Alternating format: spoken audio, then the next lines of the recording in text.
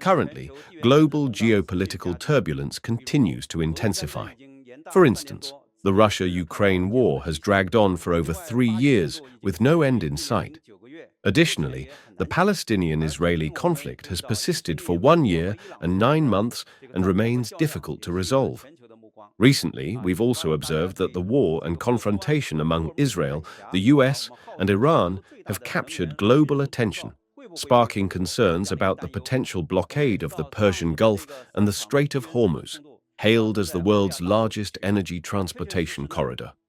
We are also aware that these three geopolitical conflicts are occurring in the Eurasian continent region and are indeed impacting China's energy security, because Russia, the Middle East, and Central Asia, situated at the heart of Eurasia and the geopolitical storm center, contribute approximately 55% of global oil production and 60% of natural gas production. Whenever this region sneezes, the whole world catches a cold. Global energy security and energy channels feel the strain. So, how should we understand China's energy security? I'd like to illustrate this with several sets of data. First, we know China is the world's largest producer and consumer of coal. We produce and consume nearly half of the world's coal, about 4 billion tons, since global coal production is approximately 8 billion tons. Coal accounts for about 54% of China's primary energy consumption. This is the first set of data.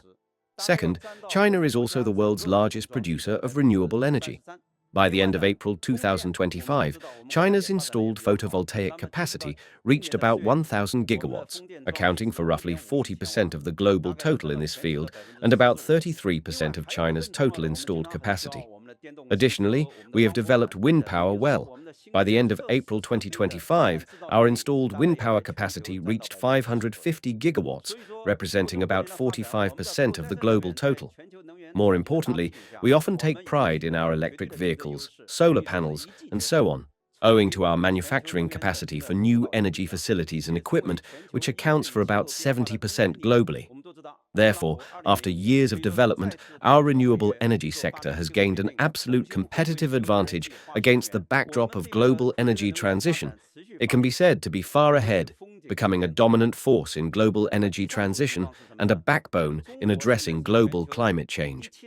We all know that Trump 2.0 is once again withdrawing from international agreements, exemplified by pulling out of the Paris Climate Agreement and reverting to fossil fuels like oil and gas. Meanwhile, our renewable energy development continues to gain momentum, now in a uniquely good position. Then, what is the third situation?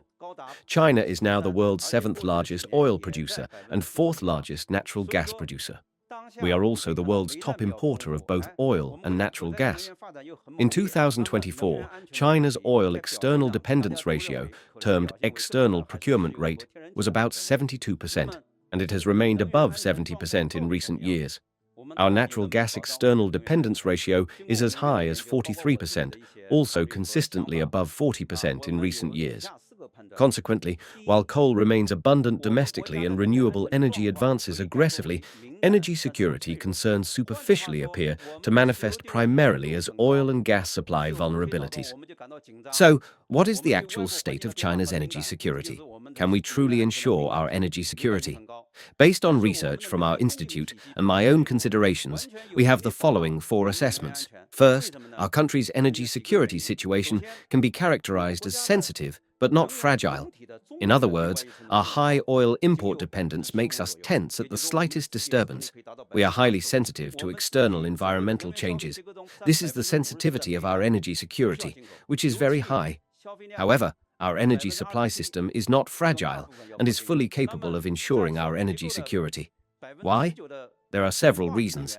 First, China's overall energy. External dependence is not high, only about 15%, meaning our self-sufficiency rate reaches 85%. Within our energy consumption structure, coal, 54%, requires no imports. Oil and gas consumption, 27%, relies mostly on imports, while non-fossil energy, 19%, such as solar, wind, hydro, nuclear, and biomass, is entirely domestically sourced. Overall, China's energy self-sufficiency rate has been around 85% in recent years. In this sense, we are effectively realizing the goal set by our leader to hold our energy rice bowl firmly in our own hands. We have always controlled our own destiny. This is good news. The second reason is that from 2019 to 2025, China has implemented the 7-year action plan for increasing oil and gas reserves and production. Through this plan, domestic crude oil production rose from a little less than 190 million tons in 2018 to 213 million tons in 2024, a total increase of 24 million tons, averaging nearly 4 million tons annually. Do not underestimate these 4 million tons. For instance, the Daking oil field naturally declines as it ages, meaning efforts must compensate for this decline while achieving net growth. Thus, achieving an annual net increase of 4 million tons, equivalent to adding a whole North China oil field, is extremely challenging. Additionally, natural gas production increased from 160 billion cubic meters in 2019 to 245 billion cubic meters last year, with an annual net increase of about 10 billion cubic meters, equivalent to 8 million tons of oil, also very difficult. As we all know, China has long been rich in coal but deficient in oil and gas. By increasing domestic oil and gas production, we have curbed the rise in import dependence. The third piece of good news is that currently and for the foreseeable future, global oil and gas are clearly in an era of supply surplus.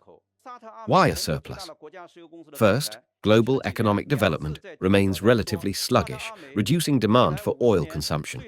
Meanwhile, major global suppliers like Saudi Arabia, Russia, the United States, and Canada are actively increasing production. Key players like Saudi Arabia, leading OPEC member, and Russia, leading non-OPEC producer, are expanding exports to global markets. The CEO of Saudi Aramco, the world's largest national oil company, stated twice in recent years that Aramco's most critical strategy and mission for the next 50 years is ensuring China's energy security. Such a statement indicates their genuine desire to bind resource exporters' upstream markets with China's downstream consumption market. Therefore, the global oil market is currently a typical buyer's market, a situation highly favorable for China's oil and gas imports. Another reason is that over the past decade plus, we have taken precautious measures by strengthening China's oil and gas reserve capacity. To date, we have built national strategic oil reserve bases, including one in nearby Zhoushan, Zhejiang province, one of China's largest oil reserve bases. We have also constructed national strategic natural gas storage facilities, coastal LNG storage tanks, and other reserve infrastructure precisely for contingencies. Our institute has projected that in extreme scenarios, such as sudden import disruption, domestic oil and gas production, combined with reserves, could fully meet the population's basic needs and critical industrial manufacturing demand for oil and gas. This is our assessment. This concludes my first point. Second, we should uphold an energy security concept under open conditions, fully integrate into global energy landscape, and diversify energy import channels to ensure security. The production, supply, and consumption of oil and gas are highly globalized, centered in North America, Asia-Pacific, and Western Europe, with global consumption hubs heavily reliant on production centers in Russia, Central Asia, the Middle East, the Americas, and Africa. Thus, the oil and gas industry has been a major driver of globalization for over a century. Companies like ExxonMobil, Shell, and China's CNPC, Sinopec, and CNOOC are leaders among multinational oil corporations, consistently ranking at the top of the Fortune 500. Benefiting from this globalization, CNPC began venturing abroad in the early 1990s to explore for oil and gas worldwide and establish import/transport channels. By the end of 2024, CNPC had built key cooperation zones in Central Asia, Russia, the Middle East, Africa, Latin America, North America, and Asia-Pacific, operating about 88 major oil and gas projects across 35 countries. Simultaneously, we successfully constructed 4 cross-border oil and gas strategic channels: the China-Kazakhstan crude oil pipeline, China's first cross-border land import channel in the northwest, the Central Asia-China gas pipeline, the China-Russia oil-gas corridor in the northeast, and the China-Myanmar oil/gas corridor in the southwest. These have become vital forces safeguarding national energy security and signature projects under the Belt and Road Initiative. Third, against the backdrop of energy transition, ensuring secure supply of critical minerals has become a new dimension of energy security. As global energy transition accelerates, carbon peak and neutrality actions advance irresistibly worldwide, especially in China. The leader's directive to hold our energy, rice bowl, firmly in our own hands takes on new meaning, particularly in energy storage. Manufacturing new energy storage facilities requires critical minerals like lithium, cobalt, and nickel. China's reserves of these are insufficient, creating heavy import reliance. These critical minerals for new energy represent materials we will likely need to import massively in the future, adding new uncertainties to our energy security. Fourth, energy security does not mean self-sufficiency or ceasing oil-gas imports. Rather, it means the stove must be built in our own home. In other words, core technologies, project management capabilities, equipment manufacturing capacity, and the related industrial and supply chains. These things form the core of energy security. In summary, we possess the world's largest fossil energy system alongside the largest renewable energy system. We are making China's unique contribution to global energy security and transition. China is responding to global uncertainties with its own energy transition and security. Energy security is not our weakness. It is our advantage and highlight in advancing Chinese modernization and building an energy powerhouse. Again, we are in a uniquely good position. Thank you. Energy is divided into several sectors: coal, oil and gas, and new energy. While there is some dependence on oil and gas imports, the other two sectors are performing exceptionally well. Exactly. There's a misconception. If our oil import dependence reaches 70%, does that mean our energy security is at risk? Professor Liu explained this very clearly. Just last week, I looked up China's energy self-sufficiency rate. Publicly available materials show it's around 80%. Today, Professor Liu authoritatively confirmed it's about 85%. Earlier I asked, is this figure absolutely reliable? In the future, with the macro-level goals for carbon peaking and carbon neutrality in place, will coal's share in the overall energy mix gradually decrease? Will new energy's proportion rise accordingly? Is this a mutually exclusive replacement process? You're absolutely right. Coal has always been China's primary energy source. At its peak, such as in 2000, it accounted for 70% of the nation's primary energy consumption. With the ongoing energy transition, the development of renewable energy, and increased oil and gas production, coal's share has been steadily declining. By 2024, it had dropped to 54%. So, what is replacing this reduced portion? On the one hand, it's being substituted by renewable energy, which has been increasing its share in primary energy consumption by about 1 percentage point annually over the past 5 years. On the other hand, it's being replaced by natural gas, a relatively cleaner energy source classified within the clean energy category, which has also been steadily rising. Do not underestimate this 1 percentage point. Whether it's an increase or decrease of 1%, given China's total primary energy consumption, equivalent to 4.2 billion tons of oil when converting coal, renewables, and natural gas to oil equivalents. 1% translates to 42 million tons. What does 42 million tons represent? It's equivalent to the annual output of the Daking oil field. In other words, a mere 1% shift in our energy mix corresponds to the scale of an entire Daking oil field. I believe this should be determined by local conditions, adapting energy sources to what suits each region the best. Use coal where coal fits, use gas where gas fits, and renewables where they fit best. Coal won't disappear entirely because it also serves as a critical chemical feedstock. While there's still uncertainty about its exact future share, it will never drop to zero. It must fulfill its role as a raw material. Its function as a fuel will steadily decline, but its mission as an industrial feedstock is only just beginning. So, in our future energy landscape, what would be a particularly healthy and scientific proportion for coal? We had conducted field research at many Chinese energy enterprises, from Karamay and Daking to Inner Mongolia's coal mines. Professionals there consistently emphasize that coal and petroleum are simply troves of treasures. Exactly. Technological advances are unlocking new possibilities. Take fossil fuels like oil and gas. While they emit significant CO2, innovations like carbon capture, utilization and storage (CCUS) allow us to trap and repurpose carbon dioxide. This technology is maturing rapidly. It's becoming a key solution for managing emissions. Ultimately, it paves a viable path to achieving carbon neutrality. Considering China's inherently limited oil and gas reserves, how has our energy strategy maintained such stability through the ups and downs of history?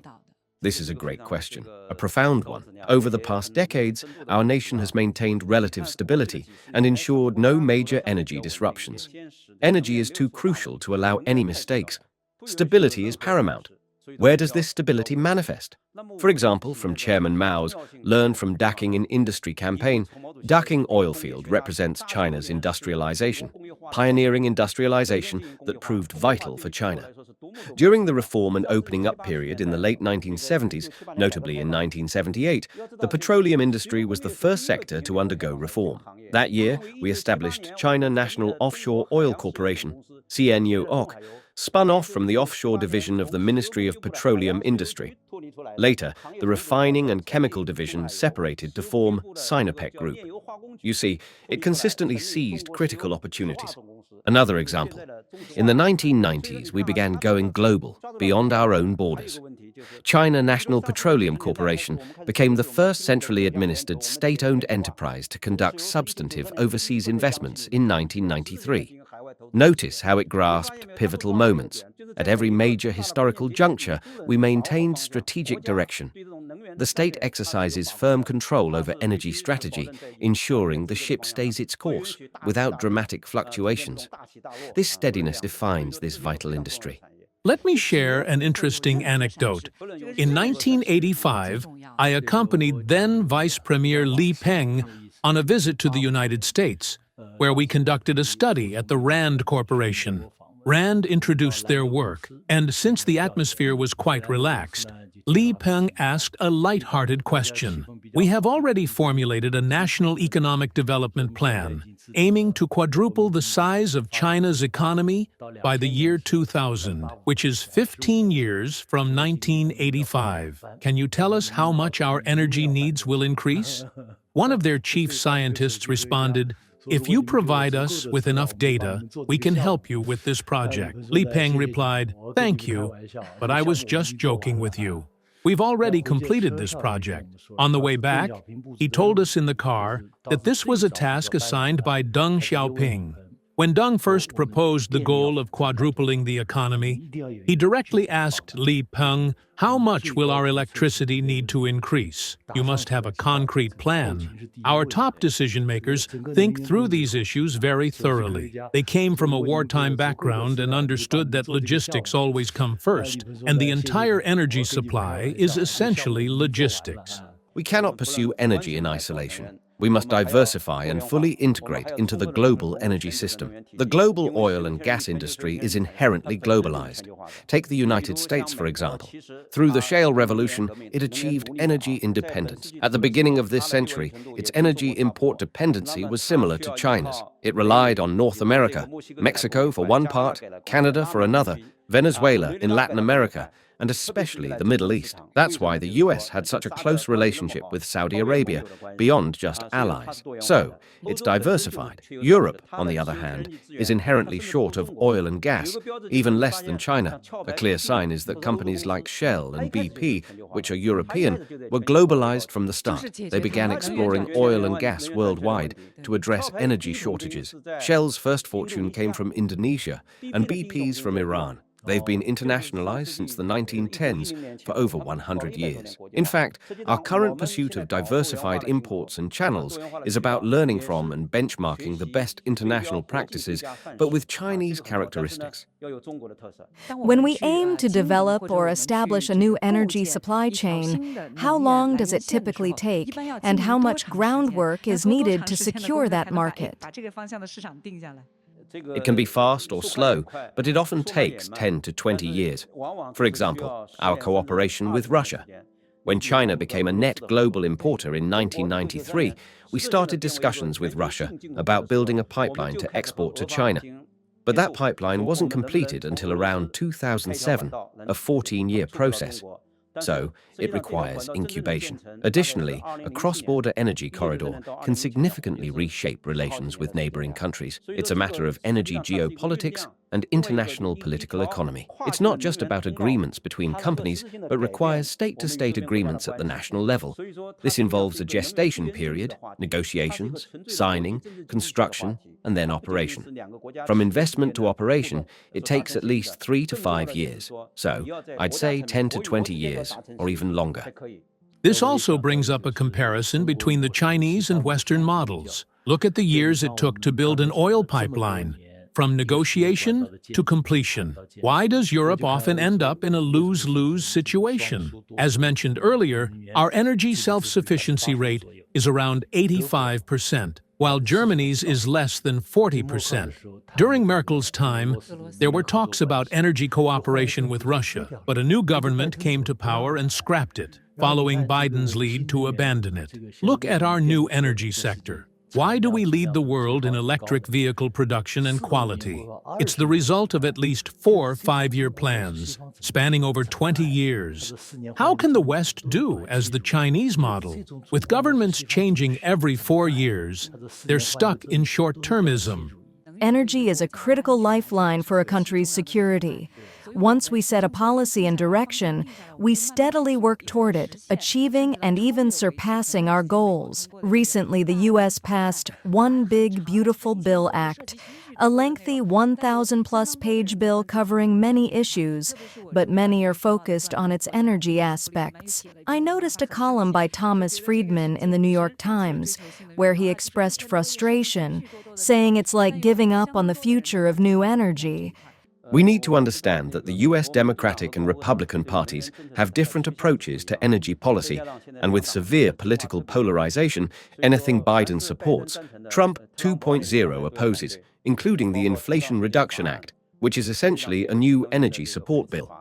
After Trump took office, he withdrew from agreements, reverted to coal, prioritized oil and gas, and reduced subsidies for renewable energy and electric vehicles. This has caused a rift with Elon Musk, whose fortune depends on electric vehicles. So it can be said that Trump had moved Musk's cheese. However, Trump's commitment to oil and gas isn't baseless rhetoric. It stems from path dependency in political economy. Consider his first term. Why did he appoint Rex Tillerson, then CEO of ExxonMobil, as Secretary of State?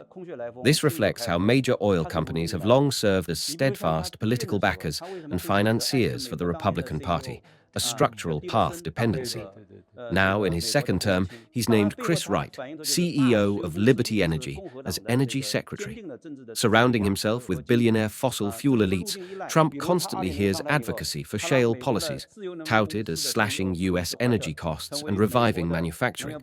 Whether through shadow governance structures or personal networks, including figures like his energy secretary, this ecosystem reinforces his belief that oil and gas will make America great again, a conviction he now doubles down on without hesitation. But he's neglecting new energy. If you aim to lead in future energy and achieve net zero emissions and carbon neutrality for the next phase in global development, what would you do now? Trump doesn't have a balanced plan.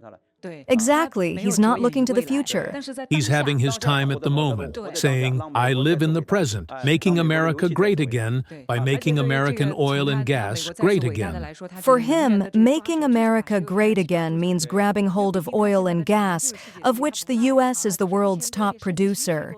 He wants America to dominate the market and set prices. That's why Trump recently said he doesn't mind China buying oil from Iran, but hopes China buys more from the U.S. Yes, he wants us as his customers. Friedman's article is worth noting.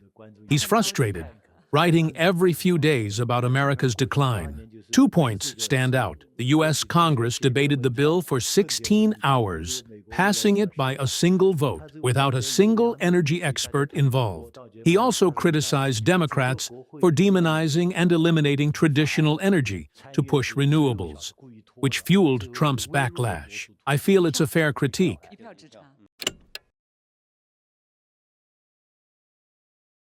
Has the Strait of Hormuz ever been fully blockaded? Historically, no. So, we assume it's unlikely. Does anyone have the intent to blockade it? Possibly, some might think, if I'm suffering, I'll make others suffer too. Iran's parliament has discussed it. They even prepared the torpedoes that might be used in the event of shutting down the strait. Iran released such information not without a purpose. Another point is if it has the capability to enforce the blockade. My personal view is that Iran, under 46 years of sanctions, likely lacks enough capability for a full blockade. And the consequences? Blocking it would pit Iran against all the nations that rely on the Strait of Hormuz and Persian Gulf for oil, and against the Gulf states. Saudi Arabia, UAE, and Qatar all depend on the Strait of Hormuz for their oil exports, with the sole exception of Oman, whose geography made it less susceptible to a blockade. Can Iran bear those consequences? Yet intent without capability or willingness to face all the fallout still makes it a public concern. Also, Iran hasn't been pushed to the corner. The current conflict aims to curb its nuclear capabilities, not topple its regime, so Iran is not to blockade the strait, and this is my personal view. Indeed, even with Trump's recent strikes on Iran's nuclear facilities, he's emphasized it's not about regime change, leaving room for maneuver. Both sides engage in what can be called performative actions, bombings without severe damage, so each can claim victory. As China rises, especially amid US-China strategic tensions, this is a recurring issue. Will traditional partners gravitate away? But in the energy domain, partners are unlikely to abandon us. Why? In fact, US-China energy cooperation outweighs competition. I call it complementary positioning. In traditional energy, especially oil and gas, cooperation remains viable. The US is poised to become the world's largest seller, while we remain the largest buyer. So, resource exporting countries don't need to pick sides. However, in critical minerals like lithium, cobalt, and nickel, key for renewable energy storage, direct competition may arise as both China and the US have high import dependencies. Third countries might face pressure to choose sides. The US may offer security, but we excel in economic and trade cooperation, being the top trading partner for over 140 countries. Adopting appropriate policies may prevent them from easily picking sides. As Professor Liu mentioned, the global energy market is a buyer's market. Oil-producing countries, including Russia, want to seize the opportunity to sell more to China at good prices. And Trump is no exception. Strategically, we can stay composed. Our diplomacy is open. We don't mind others being friends with the US, as long as they don't harm our core interests, like on the issue of Taiwan. New materials may see more competition, but our Commerce Ministry has made it clear, if you harm China's interests in your tariff talks with the US, this is prohibitive, and we will take punitive measures.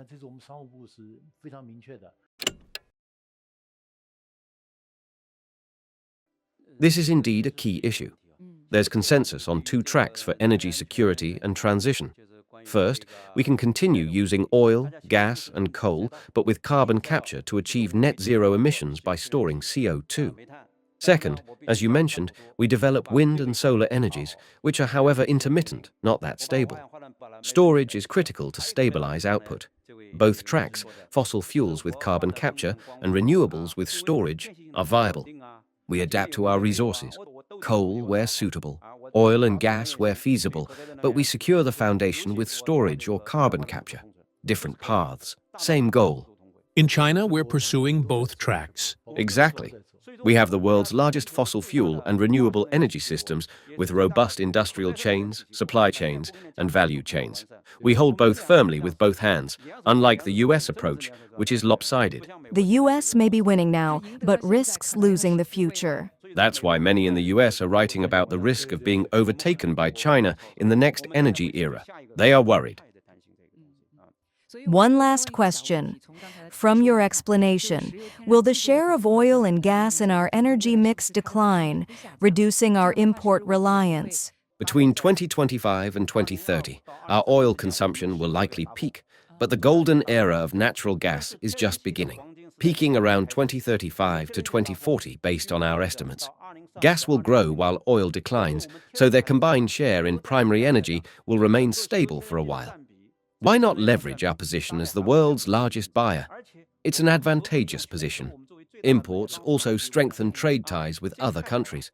The oil and gas industry exemplifies domestic international dual circulation, as mentioned by General Secretary Xi.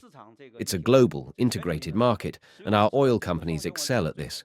Due to time constraints, we can't dive deeper into dual circulation.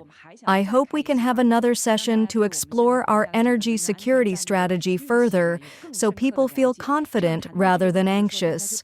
Let's pay respect to China's energy workers. Thank you, goodbye. 这就是中国，听张伟伟说。